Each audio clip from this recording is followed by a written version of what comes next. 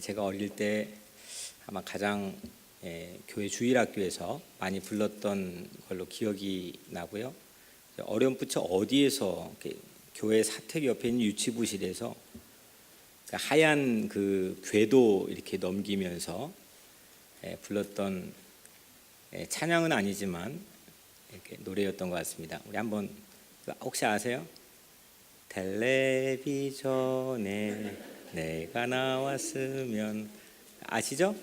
율동도 아시는 분 저를 한번 따라서 우리 하고 같이 시작.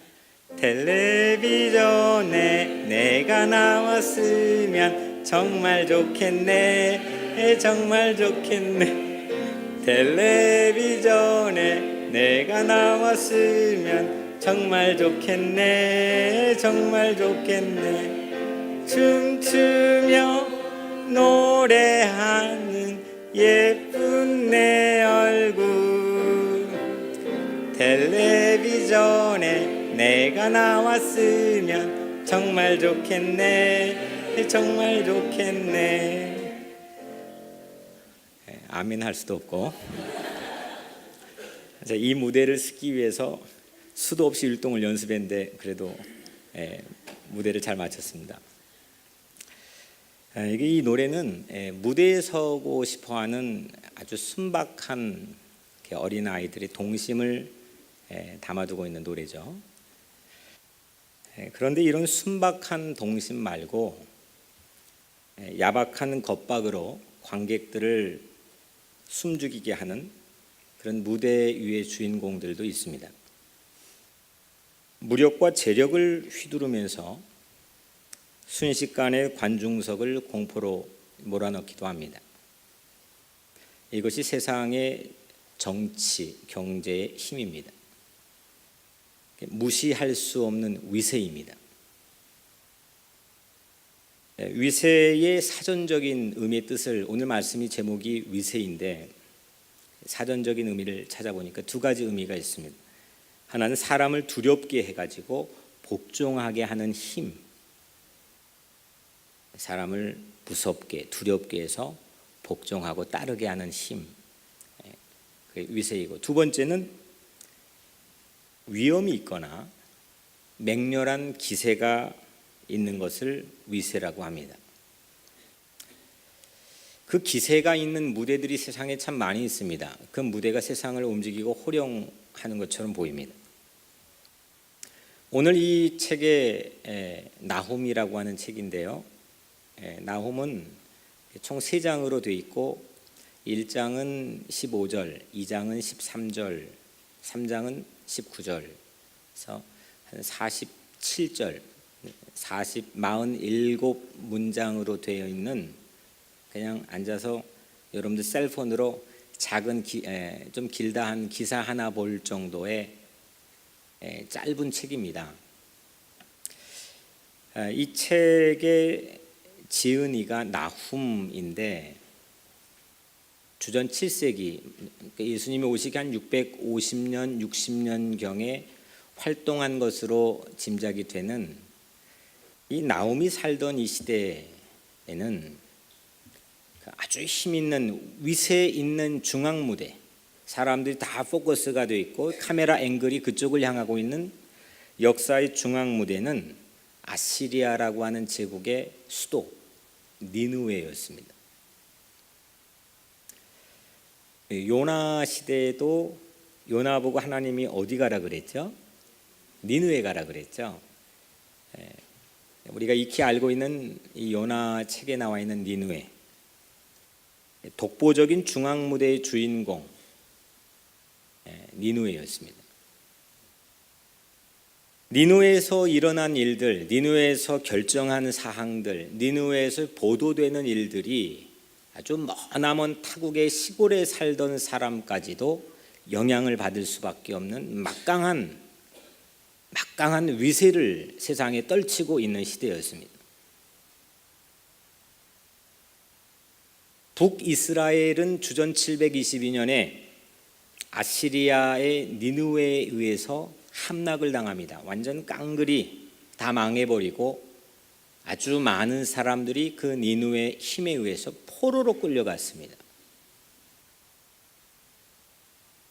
니느웨로 인해서 온 세상이 공포에 떨던 시절입니다. 니느웨가 움직이는 대로 움직였고 니느웨를 바꾸는 채널에 따라서 바뀌어졌습니다. 트렌드를 만들었고 방향을 설정해 준 것도 니느웨였습니다.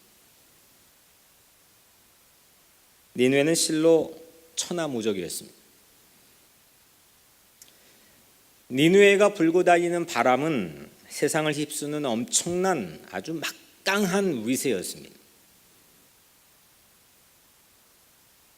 이 나훔은 온통 1장부터 3장까지 니느웨 얘기입니다. 아주 이례적으로 니느웨를 알고 싶으면 니느웨 전문가인 나훔에게 우리가 물어보면 니느웨에 속한 모든 평가들과 가지고 있던 위세들을 우리가 간접적으로 경험할 수가 있습니다. 그런데 여러분, 우리에게도 니느웨 같은 존재가 있습니다.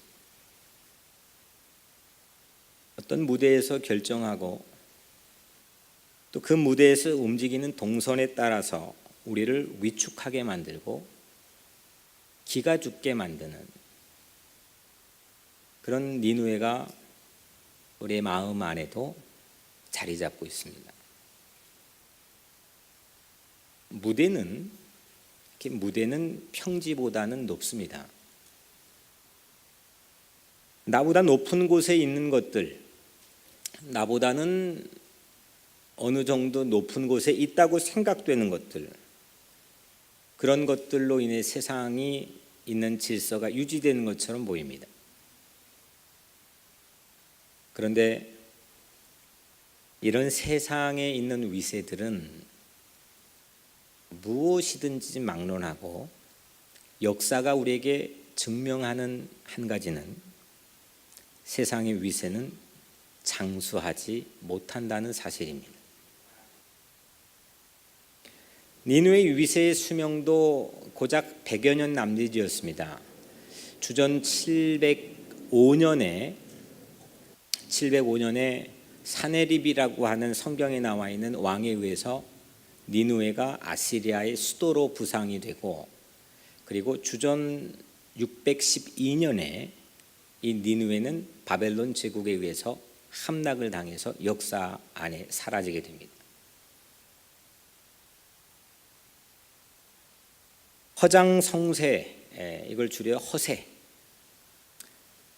부리는 자들의 소동, 한때는 위세를 가지고 세상을 움직이는 것처럼 보여지지만 실제 보니까 어느 순간 허세였구나, 별 볼 일 없는 거였구나, 바람에 나는 겨처럼 있다 사라질 것이었구나, 그런 허장성세 부리는 그런 사람들의 소동에 우리의 시선을 빼앗긴다면 오늘 지금 이 시간 무대 중앙에서 진행되고 있는 일인, 실제 이 중앙 무대에서 움직이고 상영되고 있는 일인 하나님께서 하고 계신 일,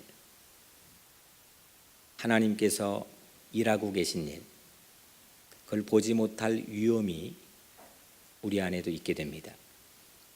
오늘 여러분들 이따가 텐트 걷고 내일 되면 다른 무대를 올려야 되는 세상의 상설 무대에 여러분들의 눈길을 빼앗겼다면 그걸로 기가 죽거나 그걸로 위축되거나 그것 때문에 골머리를 앓는 그런 여러분들의 삶의 자리가 있다면 오늘 지금도 이 시간도 여러분들을 위해 일하고 계시는 하나님께서 움직이시는 역사의 중앙 무대, 그 무대로 여러분들의 채널을 이 시간 돌리시기를 주의 이름으로 축복합니다. 오늘 1절에 니느웨에 대한 경고, 곧 엘고스 사람 나훔의 묵시의 글이라 했어요. 니느웨에 대한 경고, 곧 엘고스 사람 나훔의 묵시의 글이라. 이 짧은 이게 첫 문장, 나훔의 첫 문장, 서문의 첫 문장인데 이 문장 안에는 상반된 두 개의 지역이 소개가 됩니다. 하나는 니느웨, 하나는 엘고스. 엘고스는 물론 나훔의 출신 지역으로 우리가 생각할 수 있겠죠. 근데 누구도 이 정확한 지역을 알지는 못합니다. 성경에 딱 한 번 나오는데 이 엘고스를 그렇지만은 많은 전문가들이 추정하기는 예수님의 복음의 전초 기지였던 가버나훔,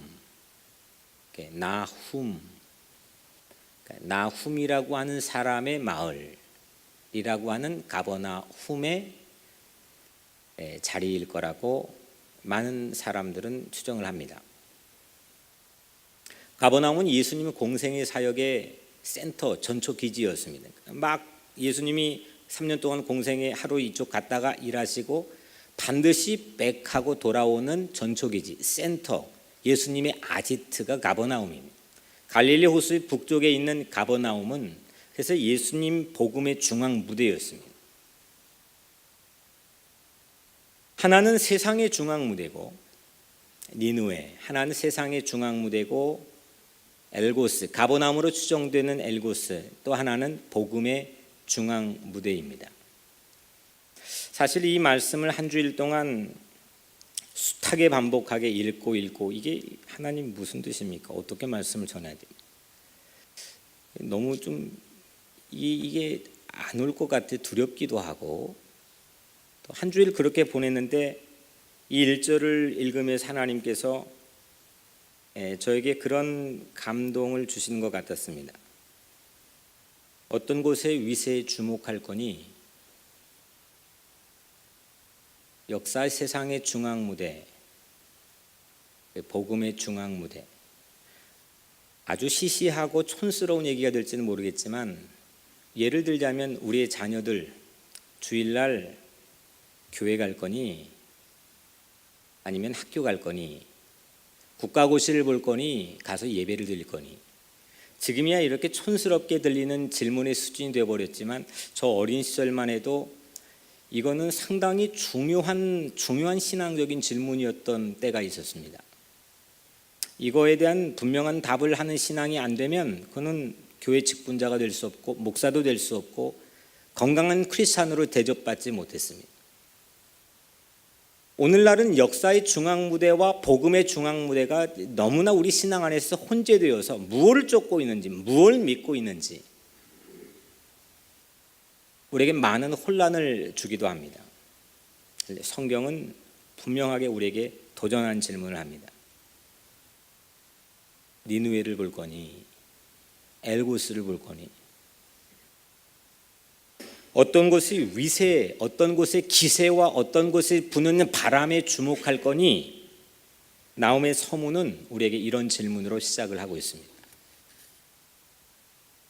나훔이라고 하는 사람은 역사의 상설 무대에 지나지 않는 오늘 아침에 무대 폈다가 저녁에 텐트 걷고 닫고 시대의 시류와 트렌드에 따라서 그 무대에 올리는 것들이 끊임없이 바뀌어 변천되어 가는 그 상설 무대밖에 되지 않는 거기에 온통 시선을 빼앗긴 사람들, 거기에 모든 관심과 생각을 몽땅 다 빼앗긴 사람들, 그 사람들이 역사의 중앙 무대인 하나님이 서 계신 하나님이 일하시는 그곳으로 우리의 시선을 잡아서 옮기도록 하는 일을 나홈은 사명으로 알고 살았습니다. 니느웨에 대한 경고, 이게 한글은 세 글자인데 원문을 보면 이게 두 글자입니다. 그런데 이게 원문에 있는 두 글자가 누가 봐도 매우 특별합니다. 이렇게 글을 시작하지 않거든요. 매우 독특한 문체와 방법으로 시작하는데 니느웨 경고입니다. 하나님께서 중앙무대에서 하신 일이 뭐냐? 하나님께서 중앙무대 스테이지에 서가지고 하신 일은 니느웨를 보복하는 일이었습니다. 그리고 니느웨에 대한 보복하는 이야기를 이 니느웨 3장 안에 전체 47절 안에 담아두고 있습니다. 2절에 여호와는 질투하시며 보복하시는 하나님이시라. 니누에 없는 이 세상은 상상할 수 없던 시절, 니누에 채널 없이, 니누에 없이 세상의 경제는 전혀 꿈에도 상상이 안 되는 시절, 모두를 숨죽이게 하는 그 니누에게 보복하는, 감히 그 니누에게 대들고 그 니누에를 잡아 끌고 흔들어대는 하나님의 위세, 하나님의 거침없는 위세를 이 나훔은 너무 생동감 있게 우리에게 보여줍니다. 저는 이 부분에 아주 너무너무 이 가슴이 설레더라고요. 2절의 이 하반절의 부분인데, 여호와의 길은 회오리 바람과 광풍에 있고 구름은 그 발에 티끌이로다. 여호와 길은 회오리 바람과 광풍에 있고, 수십 번을 읽었습니다. 허리케인이 하나님의 발자국이고, 하나님 푹푹 찍고 다니는 허리케인이 하나님 발자국이고, 그리고 허리케인이 오는 전조 현상을 나타내는 폭풍구름, 그 무시무시한 사람을 위압하는 그 위세가 있는 폭풍구름은 하나님께서 발을 떼시며 터실 때 일어나는 먼지에 불과하다.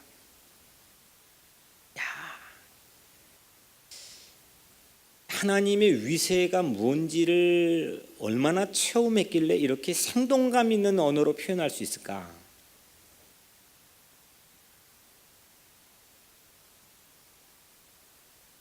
나훔의 씨앗 때문에 중앙 무대가 순식간에 바뀌어버렸습니다. 채널이 완전히 바뀌어버렸습니다.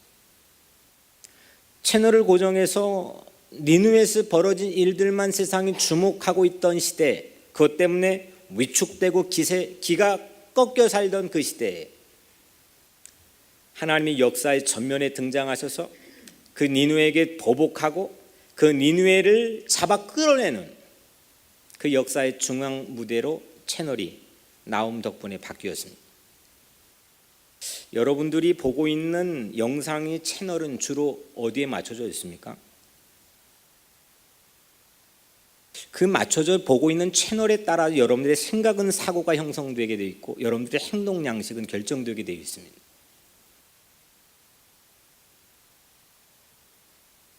하나님의 이 놀라운 위세를 이보다 더 실감나게 표현할 수 있을까? 세상을 뒤엎는 반전입니다. 완전히 세상이 천지가 개벽하는 겁니다. 세계는 더 이상 니누의 무대가 아니라 하나님의 동무대가 되었습니다.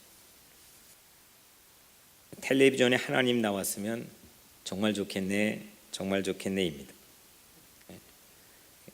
텔레비전에 예수님 나왔으면 정말 좋겠네, 정말 좋겠네.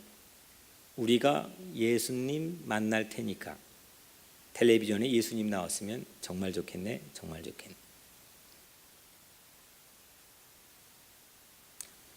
저는 오늘 이 나훔의 체험적인 신앙 고백, 여호와의 길은 회오리 바람과 광풍의 안에 있고 구름은 그의 발에 먼지, 티끌이로다. 위세 있게 다가오는 하나님의 실질적인 그 만남을 오늘 나훔은 우리에겐 매우 생동감 있게 보여주고 있습니다.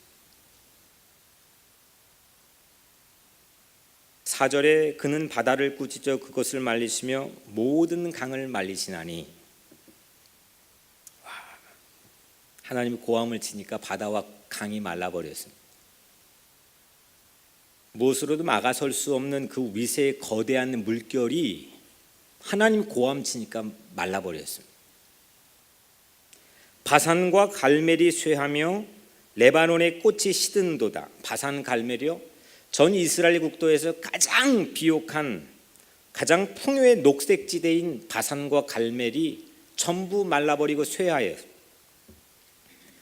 레바논의 과수원이 전부 다 오그라들었습니다. 5절에 그로 말미암아 산들이 진동하며 작은 산들이 녹고 그 앞에서는 땅 곧 세계와 그 가운데 있는 모든 것들이 솟아오르는도다. 그로 말미암아, 하나님으로 말미암아 하나님 앞에서는 산들이 녹아버리고 세계 가운데 있는 모든 땅이 솟아오른다. 채널이 바뀌었습니다. 예수 믿고 얻어지는 가장 큰 유익이 바로 나옴이 우리에게 고백하고 있는 이 모습이라고 저는 확신합니다. 오늘 여러분들의 삶에 뭘 보고 있습니까? 어떤 영상을 보고 있습니까? 어떤 채널을 맞추고 있습니까? 어떤 위세의 기겁을 하고 있습니까? 세상 무대만 주목하면 하나님 무대를 보는 눈이 멉니다. 제가 오늘 말씀을 준비하면서 한 주간 동안 이 말씀 앞에 서 있는 저를 또 반추해 봤습니다. 제가 위세 떠는 줄 알았지만 제가 실제는 허세였구나.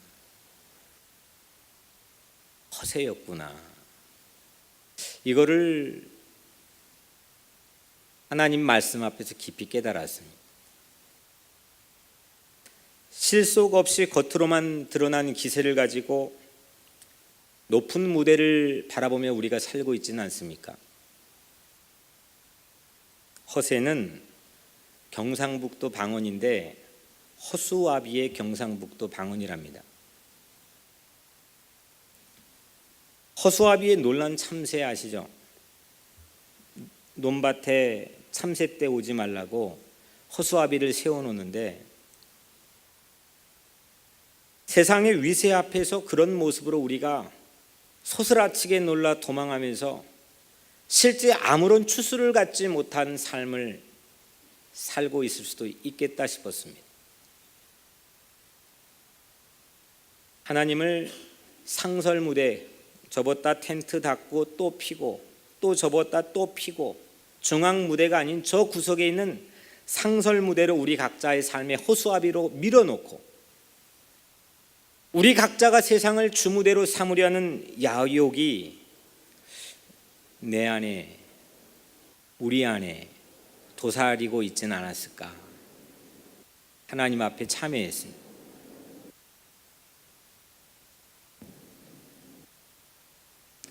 오늘 7절에 보니까 여호와는 선하시며 환난 날에 산성이시라. 그는 자기에게 피하는 자들을 아시느니라. 여호와는 선하시다. The Lord is good. 환난 날에 산성이기 때문이다. 산성, 피난처가 되어주시기 때문이다. 그는 자기에게 피하는 자들을 아신다. 그런데 지금 중앙 무대에서 하나님이 하시는 일은 이 니느웨에게 보복하는 거라고 말씀드렸는데 보복하는 게 선할 수 있을까요? 여러분들 누군가에게 보복하는 게 하나님이건 우리건 간에 선하다고 정당화할 수 있을까요? 하나님조차도 하나님 만드신 법전 안에서 보복 금지를 명하셨는데 보복이 정말 선할 수 있을까요? 근데 하나님은 선하시다 했습니다. 하나님은 오늘 역사의 중앙 무대에서 하신 이 니느웨를 향한 보복이 하나님 선하신 고백으로 나옴에게는 튀어나왔습니다. 왜 그러느냐? 하나님의 보복이 선하신 까닭은, 하나님의 보복이 정당화되는 까닭은, 하나님 보복을 찬양해야 되는 까닭은 세상 악인 니느웨로 인해서 몸살을 앓고 힘겨워할 때 하나님은 우리의 피난처가 되어주시기 때문입니다. 피난처는 하나님의 중앙 무대입니다. 피난처는 우리의 신원을 들어주시는 하나님의 무대입니다. 우리가 기도하고 어려운 일 당할 때 하나님 도와주세요. 하나님께 신원하고 탄원하는 그 자리가 하나님이 일하시는 중앙 스테이지입니다. 우리를 죄와 사망의 위세에 꽁꽁 묶어가지고 움직이지 못하도록, 옴짝달싹하지 못하도록 만든 세상 악에 의해서 하나님 보복하시고, 하나님이 끊어내시고, 하나님이 이기게 하시고, 하나님의 보복하심이 우리를 향해서는 사랑이 되기 때문입니다.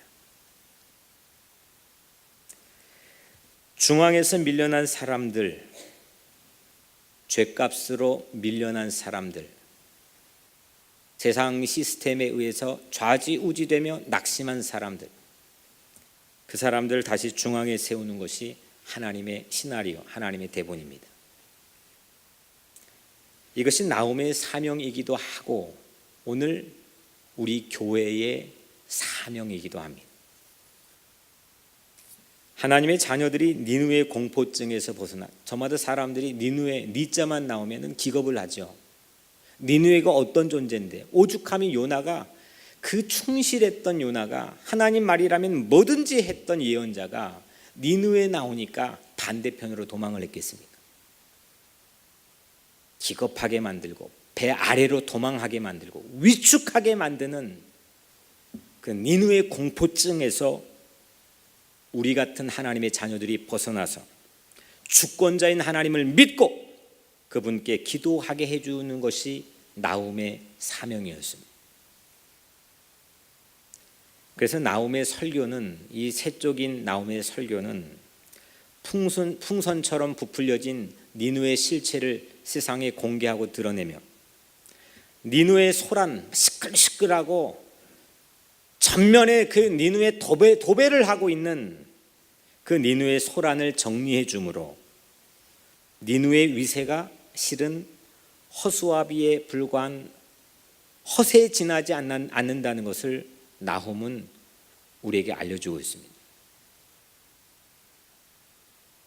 그래서 나홈의 설교 서문, 우리가 오늘 읽은 설교 서문은 하나님의 위세로 가득 찬, 니느웨조차도 끌어내리고 니느웨조차도 채널을 바꿔버리는 하나님의 그 놀라운 위세를 아주 통쾌한 TV 영상으로 우리에게 보여주고 있습니다. 하나님이 중앙 무대에 서고 니느웨 채널을 꺼버린, 오늘 여러분들에게 그런 사건이 있게 되기를 주의 이름으로 축원합니다. 문제에 매몰되어서 그 이슈에 계속 바라보고 있으면 그 이슈대로 살게 되어 있습니다. 하지만 우리 연약함과 부족함에도 불구하고 우리 신원과 탄원과 기도를 들어 응답해 주시는, 우리를 위해서 죽기까지 아낌없이 내어주시며 사랑하시는 하나님의 일하시는 그 역사의 전면에 등장하는, 전부 다 나오면 막 그거 도배를 해버렸습니다. 자기 삶의 주변에, 역사의 주변에 문자로 하나님 무대를 도배를 해버렸습니다.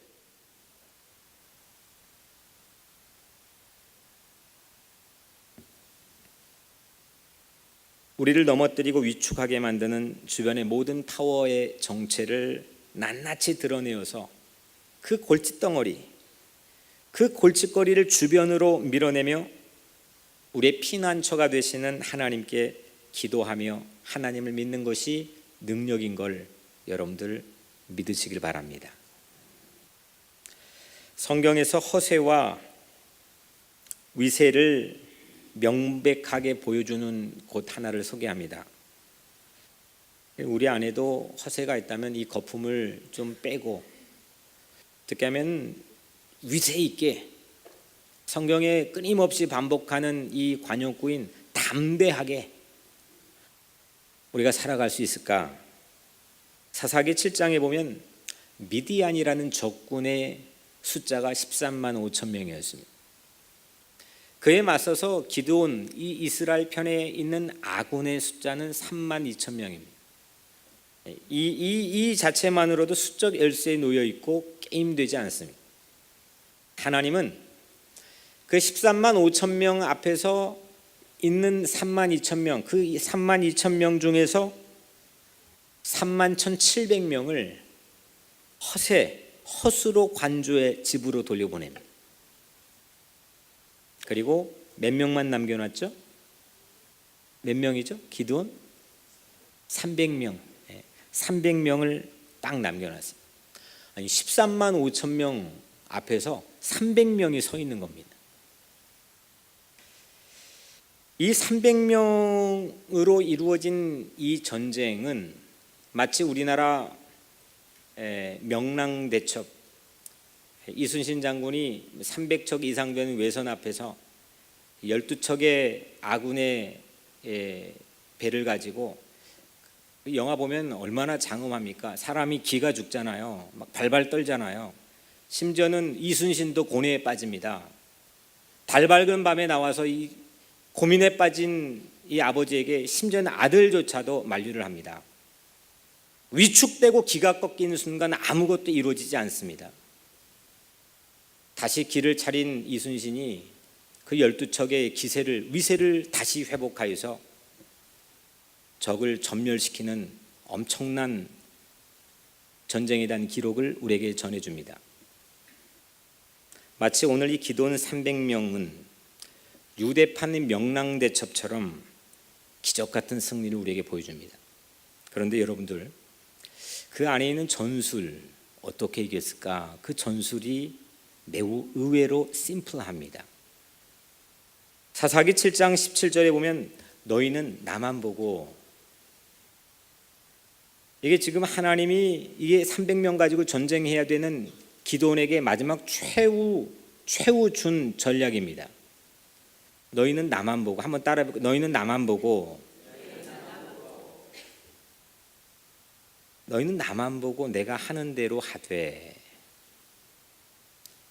하나님이 일하신 역사의 전면에 등장하는 그 무대만 보라는 겁니다. 하나님만 봤더니 그들의 위세는, 그들이 300명 가지고 만들어낸 이 기적 같은 위세는 실로 역사적이었습니다. 그들이 나팔을 불며 손에 가졌던 항아리를 부수니라. 세 대가 나팔을 불며 항아리를 부수고 왼손에 횃불을 들고 오른손에 나팔을 들어 불며 외쳐 이르되 여호와와 기드온의 칼이라. 이 자체로, 이 그들의 위세 자체로 13만 5천 명은 혼비백산에서 전멸해 버렸습니다. 여러분들, 이런 위세는 신앙이 가져다 준 힘입니다. 세상이 전술로 이뤄낼 수 없고 여러분들 갈고 닦은 능력과 실력으로 이뤄낼 수가 없습니다. 오늘 여러분들 이런 위세를 얻어가지고 어깨 피고 고개 들고 세상을 향해 담대하게 나갈 수 있는 예수의 제자들이 되시기를 주의 이름으로 축복합니다. 여러분들의 천성적인 것, 나는 원래 그런 기질이 있는 것, 세상이 가져온 내 백그라운드를 가지고 오래 가지 못합니다. 하지만 하나님이 역사의 전면에 나를 위해서 일하시는 그 무대에 주목할 때 실로 형용할 수 없는 우리에게 제공되어지는 이 어마어마한 위력적인 힘, 12척의 배를 가지고 300척 이상이 되는 외선을 쳐부쉈던 이순신의 그 리더십처럼 오늘 여러분들 가정에, 또 여러분들 각자 인생에 이 위세가 예수로 인해서 회복되어지기를 주의 이름으로 축복합니다. 우리는 사실 저도 보니까 너무 허세가 많습니다. 점점 세월이 흘러갈수록 마치 목마른 허기진 사슴처럼 허세를 찾아가는 것들이 우리 인생입니다. 허망한 것들, 있다가 사라진 것, 바람에 나는 겨와 같은 것들, 그것들이 내 인생을 좌지우지하며 내 인생을 결정할 것처럼 우리에게 호도해서 온통 내 머릿속에는 그 이슈와 문제들로 가득합니다. 하지만 이 시간 여러분들을 사랑하고 여러분들을 위해서 일하고 계시는 하나님을 바라보시기를 주의 이름으로 축복합니다. 300명의 위세는 13만 5천 명을 혼비백산하게 만들었습니다. 저 이 장면을 읽을 때마다 힘을 얻고 통쾌합니다.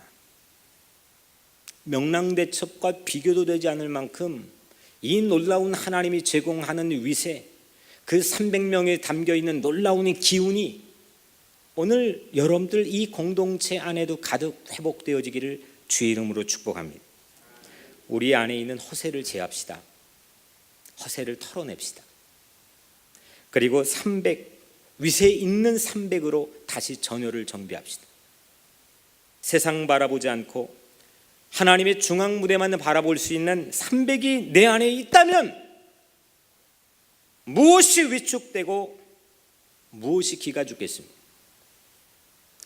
저는 물론 지금도 당연히 그렇지만 목사 왜 했을까? 한 가지 이유 때문입니다. 물론 제가 기억하지 못했던 그 어린 시절의 순간은 전부 다 기억할 수는 없지만 지금도 변함없이 가지게 된 목사의 매력은 세상에 아무리 시끄럽게 떠들어봤자 하나님께서 움직이는 이 세상 질서에 맞설 수 없다고 하는 세상 눈치 보지 않고 목사만이 할 수 있는, 성경만이 나눌 수 있는 이 놀라운 위세 안에 있습니다. 좀 초라하고 좀 연약하고 좀 작고 좀 가난하고 좀 불편하고 좀 무시당해도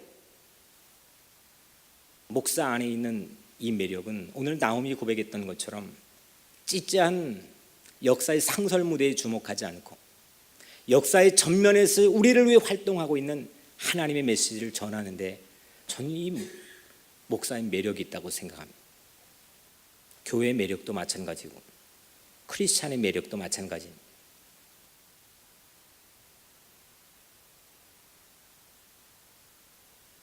지난주 며칠 전에 이 자리에 앉아 있는데 우리 장남 어진이에게 우리 서로 만날 시간이 많이 없어서 우연히 어떻게 또 집안에 만날 시간이 되어서 잠깐 제가 걸음걸이를 가르쳐 줬습니다. 하나님을 보고 사는 사람의 걸음걸이. 저는 혼자 가끔씩 걸어가면서 혼자 걷는 연습을 합니다. 그냥 다리를 이렇게 벌리고 이렇게 걷던지 아니면 위축되어 있던지 아니면 나만의 어떤 자신감으로 어깨를 펴고 이게 이제 그렇게 제가 말했습니다. 이렇게 하고 이거는 리더가 하는 게 아니라 리더 뒤에 따라다니는 이 쪼무레기들이 하는 거라고. 이거 그 가다 잡고 그거 있잖아요. 죄송합니다. 가다라는 말을 사용해서. 하나님을 바라보는 자들의 걸음걸이, 역사의 전면. 그래서 저는 TV를 통해서나 아니면 지근거리에서 볼 기회가 있으면 그 사람들이 걸음걸이를 유심히 관찰해서 벤처마킹을 하려고 노력을 합니다. 하나님을 바라보는 사람들의 보폭, 스피드, 걸음걸이 폼새. 아들아, 이렇게 걸어라. 같이 연습을 했습니다. 오늘 여러분들이 각자의 걸음걸이도 세상 이슈에 휘말려 가지고 그것이 아주 결정적으로 영향을 미쳐서 여러분들 좌지우지하는 것처럼 그런 폼으로 걷지 말고 명실공히 하나님의 무대를 주목하는 사람처럼 그런 걸음걸이로 회복되어지는 인생 되기를 주 이름으로 축복합니다. 그러면 마지막으로 하나님이 무대에서 니느웨를 보복하는 일을 하셨다는데 어떻게 하나님이 일하셨느냐? 하나님 일하시는 방식이 뭐냐? 좀 단도직입적으로 말씀드리면 하나님이 일하시는 방식은 오늘 본문의 느낌과는 매우 다르게 되게 조용히 일하시고 기도를 통해 일하십니다. 보도블록을 밀고 올라오는 이 보이지 않는 그 식물들의 힘이 있잖아요. 보도블록을 막 밀고 그 틈새를 삐집고 거기를 솟구쳐 올라가는 생명의 힘. 소란스럽게 밀어내지 않습니다. 난리법석을 떨면서 밀어내지 않습니다. 하지만 어느 순간 변해 있습니다. 그와 같은 방식으로 성경 안에는 하나님께서 일하셨습니다. 하나님은 동네방네 소문내면서 그렇게 하나님이 일하시지 않았습니다. 저 베들레헴 마국간 아무도 그 앞에 나타나도 몰라서 문 닫고 방 없어요 할 정도로 전혀 주목받지 않던 가장 연약하고 작고 낮은 곳에 하나님은 이 땅에 찾아와서 일하기 시작했습니다. 성경 곳곳에 하나님이 일하신 장면은 우리가 생각하고 익숙한 세상이 강요하는 방식처럼 화려하고 화들짝하고 소란스럽게 일하지 않으셨습니다. 조용하게 보도블록을 밀어내는 것처럼. 하지만 변해 있었습니다. Quiet time, 조용한 시간. 요즘 신앙인들의 대세이기도 한 큐티. 그것이 신앙인들의 대세인 이유가 바로 여기 있습니다. 세상은 요란스럽고 커다란 것에만 반응하도록 우리를 길들이고 있지만 조용한 시간 안에 하나님의 말씀이 가지는 파워는 무엇으로도 거스를 수가 없습니다. 어느새 중앙을 전복해버리고 무대에 서는 하나님을 봅니다. 하나님이 무대에 오르시는 최고로 위세 있는 장면을 오늘 마지막으로 나누려고 합니다. 예수님이 십자가에 소리 없이 오르셨습니다.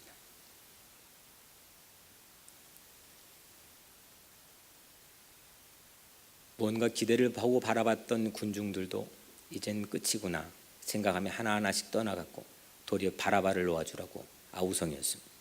그래도 침묵했습니다. 아무 말 없었습니다. 거기서 6시간 동안 못 박힌 채로 숨죽이 아무 일도 하지 않았습니다.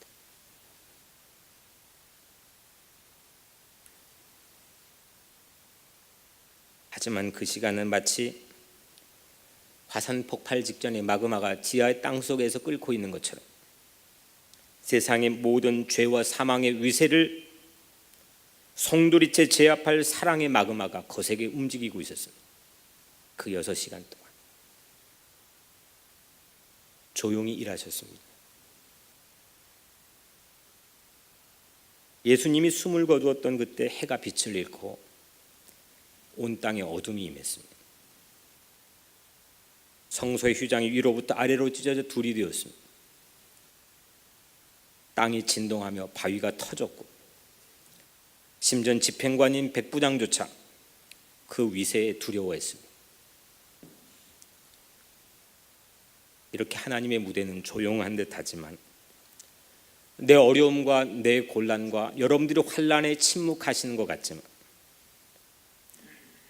하나님의 사랑의 고함으로 우리를 옥죄는 모든 죄와 사망의 권세, 바다를 말리고 산들을 녹일 줄로 믿습니다. 사랑입니다. 하나님의 위세는 사랑에서 나옵니다.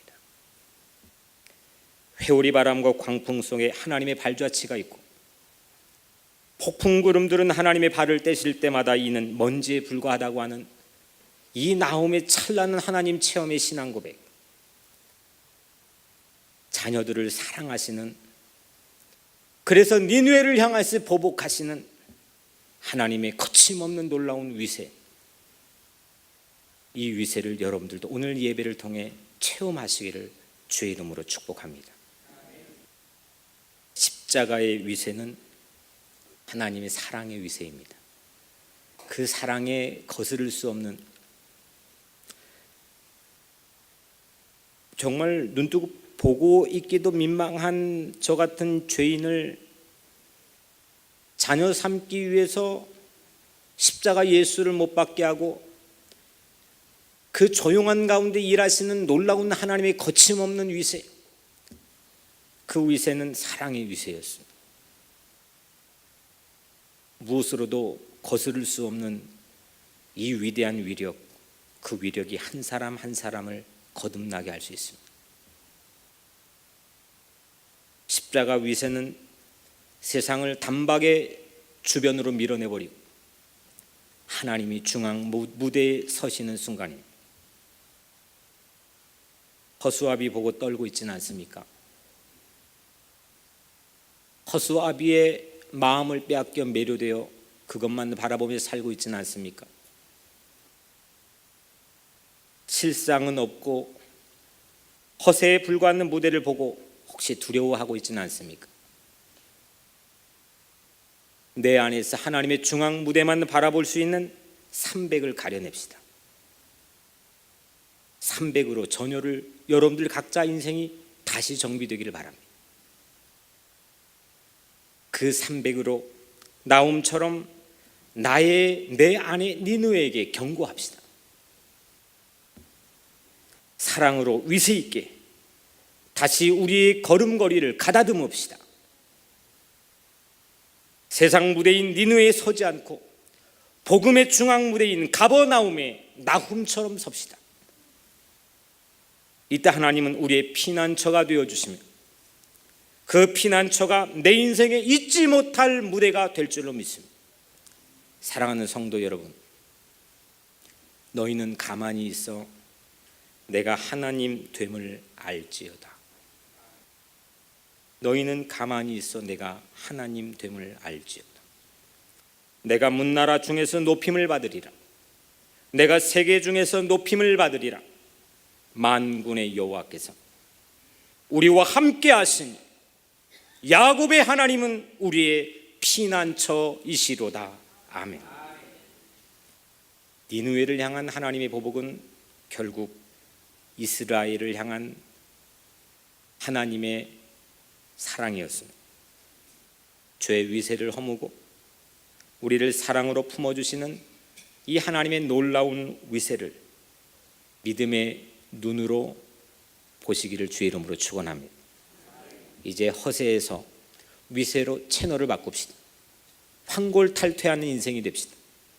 위세 있게 담대하게 그렇게 세상을 향해 걷는 여러분들의 인생이 되시기를 주님의 이름으로 간절히 축원합니다.